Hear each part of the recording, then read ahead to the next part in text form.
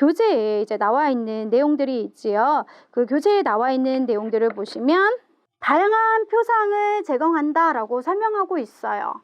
자, 이것은 인지적 신경망이라고 해서 학습의 내용적인 측면이다라고 보시면 되겠죠. 그래서 학습의 내용이라고 하는 거, 교육과정 내용.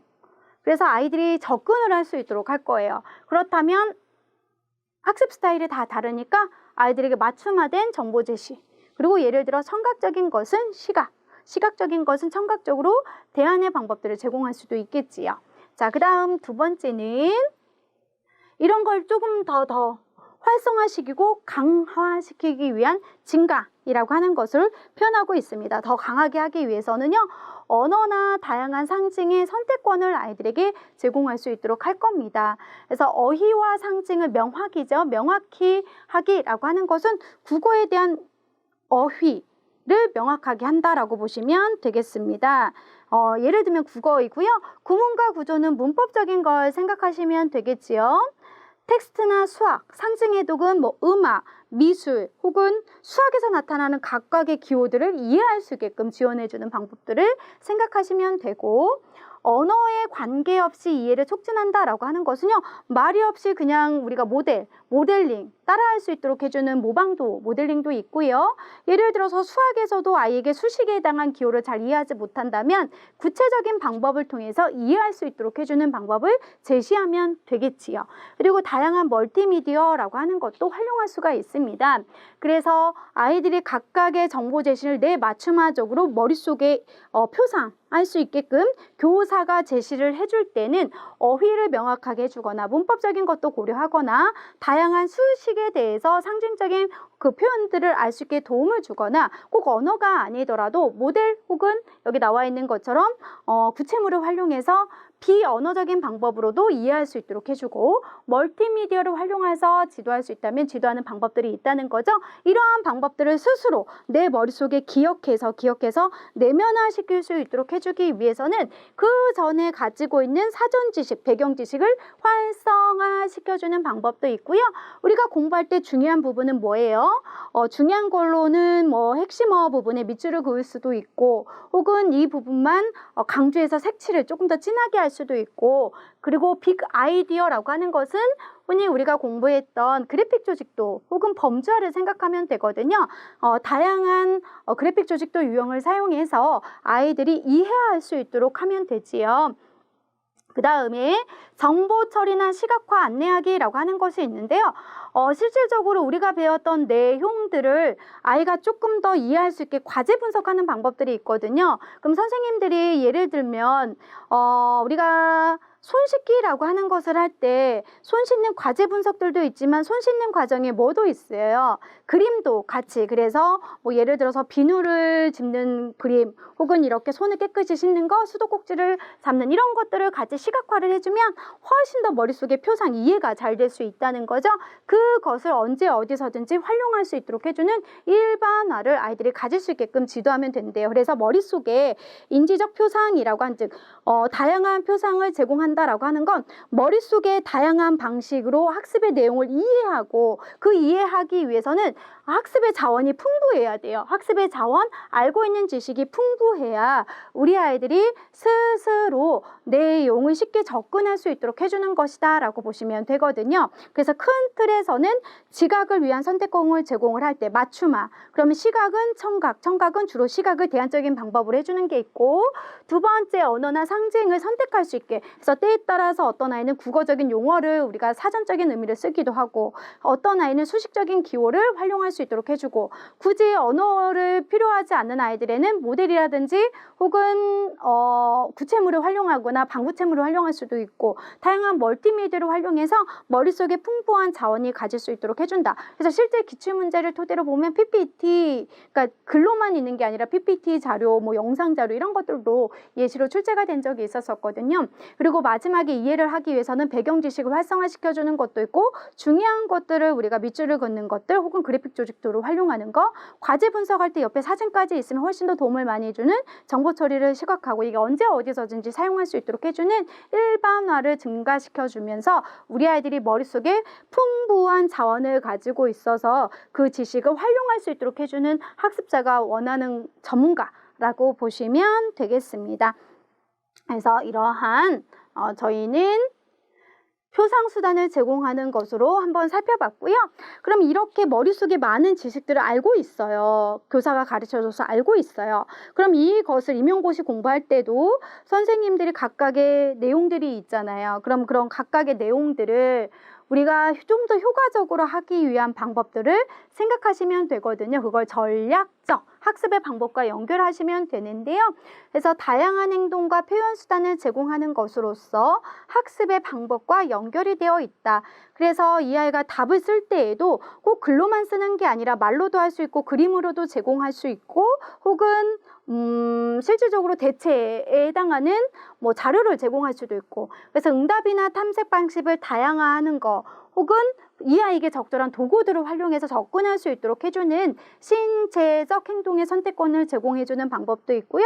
우리 아이들이 좀 더 이제 높이기 위해서 더 강화시켜주기 위해서는 표현하는 것과 의사소통도 우리 아이들이 선택을 할 수 있게끔 해주면 훨씬 더 좋대요. 그래서 멀티미디어를 활용하기도 하고 역시 다양한 도구들을 활용할 수 있고요.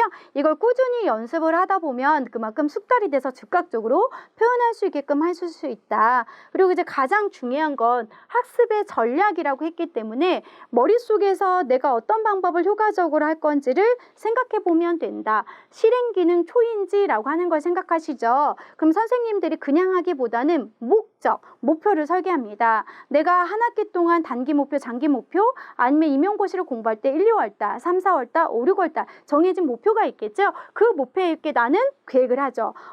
일주일의 계획, 하루의 일과의 계획. 이 계획을 따라서 선생님들이 여러 가지 전략을 합니다. 그러면 머리 글자를 해서 공부할 수도 있고 핵심 어법, 키워드 이러한 것들을 통해서 계획을 짠 대로 효과적으로 공부하는 학습의 전략들이 있다는 거지요. 그런 전략들을 통해서 아이들이 스스로가 이 정보들을 관리할 수 있고 예를 들어서 어떤 경우에서는 키워드, 어떤 경우에서는 패그워드, 어떤 경우는 머리 글자 이런 것들을 스스로가 관리할 수 있도록 해주고 내가 했던 공부의 방식이 적절한지 아닌지 효과가 있는지 없는지 형성평가라고 하는 것을 할 수 있게 진보 정보를 우리가 점검할 수 있도록 해주면 좋다라고 보시면 되겠습니다. 그래서 흔히 이 학습의 방법은 목표를 설계를 하고 이 목표를 설계하고 다양한 학습 전략들을 할 수가 있어. 그 학습 전략이라고 하는 것을 머릿속에 기억할 때는 실행 기능, 그럼 다양한 기억 전략이라든지 학습의 목표를 설계하고 그걸 스스로 관리하면서 내가 잘 하고 있는지 아닌지 형성평가 의미로 점검할 수도 있어. 근데 그러한 점검의 의미를 신체적인 행동으로 다양하게 선택하거나 표현 의사소통 방법의 매체들을 활용해서 내가 접근할 수 있도록 해주면 되는 거지. 그러다 보면 최고의 이 아이에게 원하는 학습 전문가는 전략적이고 목적 지향적인 학습자가 되는 것을 원하고 있구나라고 보시면 되겠습니다. 그래서 다양한 행동과 표현 수단 제공은요, 우리 아이들이 들어온 인지적인 배운 학습의 내용들을 스스로가 효과적으로 전략적으로 할 수 있도록 해주는 방법이다. 그럼 우리가 이렇게 임용고시와 관련된 학습의 내용, 그리고 내가 임용고시를 공부할 때 효과적으로 나만의 암기한 틀, 도식, 혹은 백지인출, 앞글자 따서 외우는 거 이러한 것들이 학습의 방법이라고 했을 때 내가 왜 자꾸 이 공부를 해야 되는지 중간중간 선생님들이 또 이제 한 번씩 슬럼프가 올 때 이유를 따져볼 수가 있다는 거죠. 그런 것처럼 우리 아이들에게 공부를 할 때에도 다양한 참여 수단 제공하기라고 하는 것처럼 학습의 이유라고 하는 것이 있습니다. 일단은 재밌어요. 흥미를 북돋운 선택권을 제공해서 내가 원하는 것을 선택하고 내가 실질적으로 아는 거, 쉬운 거, 관련 있는 것부터 하면 훨씬 더 기억하기가 쉽겠죠. 그리고 내가 이 공부를 하기 위해서는 칸막이 등 아니면 선생님들이 스터디 카페를 가셔도 되고 그냥 독서실을 가셔도 되고 주위에 산만하는 것들을 다 제거하고 흥미롭게 공부하는 하는 것이 첫 번째 이유일 수도 있고요. 두 번째는 이 공부를 꾸준히, 우리는 임용고시 꾸준히 해야 되는 거죠. 그래서 노력과 일관성의 지속을 돕도록 하는 것을 제공을 해줘야 되는데요. 아무튼 내가 전한 임용고시 합격 이라고 하는 목표 정말 중요하다. 그러면 이것은 어려운 내용도 있고 쉬운 내용도 있고 중간에 우리가 도전하기 어려운 거 쉬운 것도 있지만 적절성을 유지시켜서 계속 이 공부를 할 수 있게끔 해줘야 되는 거고요. 실질적으로 어렵다고 했을 때는 누구의 도움? 협력과 공동체 육성이라고 하는 것은 또래와 혹은 또래 교수 혹은 협동학습을 생각하시면 되거든요. 이런 협동학습을 통해서 같이 함께 공부할 수 있도록 해주는 거, 이걸 잘하고 있는지 아닌지 피드백을 증가시킬 수도 있다. 그래서 노력과 일관성의 지속을 돕는 선택권 제공하기 위해서는 이 목표가 굉장히 중요하다. 그렇게 하기 위해서는 우리가 적절한 도전을 이룰 수 있게끔 해주고 또래와 협동학습을 통해서 계속 피드백을 받은 과정들이 필요한 거구나. 그런 와중에서도 내 스스로가 공부가 잘 될 때도 있고 그렇지 않을 때도 있을 때는 조절하는 능력이 필요하다는 거지요. 그래서 동기부여를 최적화하는 기대와 신념을 장려하기라고 하는 건데요. 이건 쉽게 얘기하면 자기 효능감을 생각하시면 돼요. 공부가 잘 될 때도 있고 실질적으로 예를 들어 아직까지 모의고사 시기는 아니지만 모의고사를 봐서 성적이 안 좋을 때도 있어요. 그렇지만 내가 여기서 좌절하지 않고 나는 할 수 있는 사람이라고 하는 이런 자기 동기부여를 가지고 있고요. 그리고 개인적 대처 기술과 전략이라고 하는 것은 선생님들이 자기관리, 자기교수 이런 거 생각하시면 되겠습니다. 그래서 추후에 스스로가 반성하는 것까지 우리 아이들이 지도할 수 있게 해주면 된다는 거죠. 그래서 너가 목적이 있고 이 공부를 해야 되는 이유를, 동기를 계속 만들어주는 학습자가 원하는 게 다양한 참여 수단을 제공하기라고 하는 전문가 내용이다라고 보시면 되겠습니다. 그래서 선생님들이 머릿속에 다양한 참여 수단이라고 했을 때 흥미, 노력과 일관성을 지속하는 선택권, 그 다음에 자기조절이라고 하는 핵심 키워드를 기억하시면 되는 건데요.